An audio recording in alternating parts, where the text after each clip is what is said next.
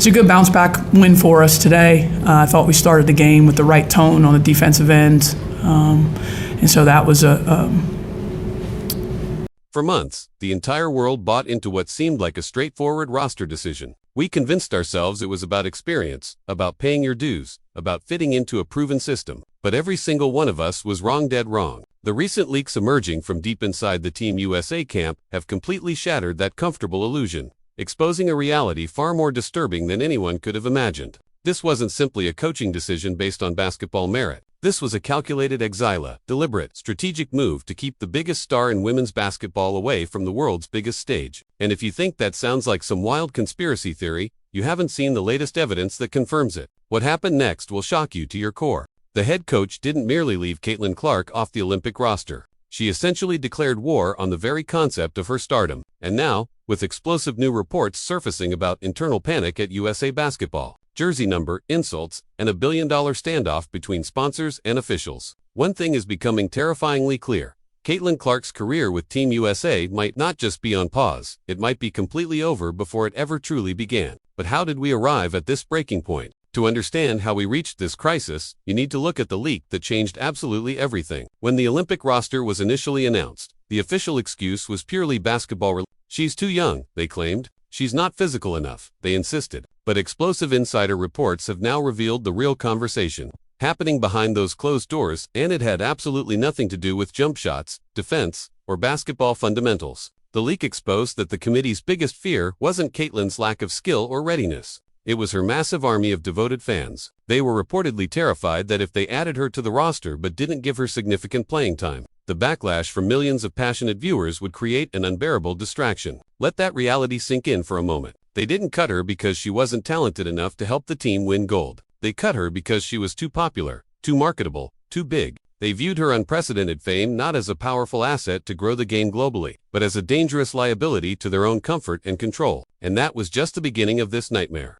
They chose to eliminate the very person bringing the brightest spotlight to women's basketball because they were terrified of the intense heat that came with it. But that initial roster snub was merely the opening shot in this war. The situation has since spiraled into something far more personal, far more vindictive. And the latest disrespect involves something that might seem trivial to casual observers, but to anyone who truly understands sports culture, it's absolutely devastating. The jersey number, for years, the number 22 has been completely synonymous with Caitlin Clark. It's not just some random digit on a uniform. It's her identity, her brand, her legacy. It's what millions of young girls proudly wear on their backs at arenas across the entire country. It's the number that belongs to the highest scoring player in NCAA Division I history. So when Team USA sent out invitations for their recent training camp, supposedly an opportunity to finally heal this division, they didn't just welcome her back with open arms. They deliberately stripped her of her basketball identity. Reports confirmed they assigned her number 7, casually handing the sacred number 22 jersey to someone else entirely.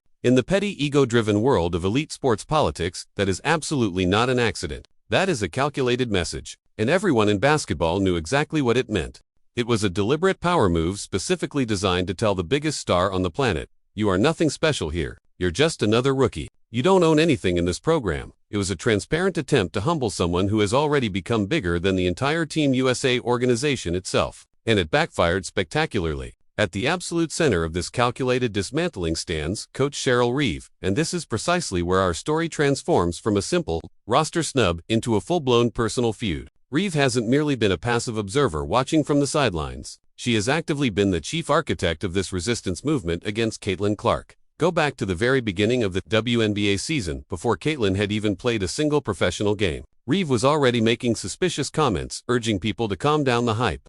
Then came the damning social media activity, the alleged strategic likes, the shadowy comments, the stubborn refusal to give Caitlin legitimate credit where it was obviously due. But it gets so much worse from there. When the Olympic roster snub actually happened, Reeve's public response was ice-cold, dismissive, and frankly dripping with arrogance. She flat-out refused to acknowledge that leaving the most popular and marketable player in the entire world sitting at home might possibly be a strategic mistake. Instead of showing any humility or reflection, she aggressively doubled down on her decision. The overwhelming vibe coming from the coaching staff and front office hasn't been, we want to mentor you and help you grow into this role. It's been brutally clear, we need to put you in your place and teach you a lesson about respecting the hierarchy.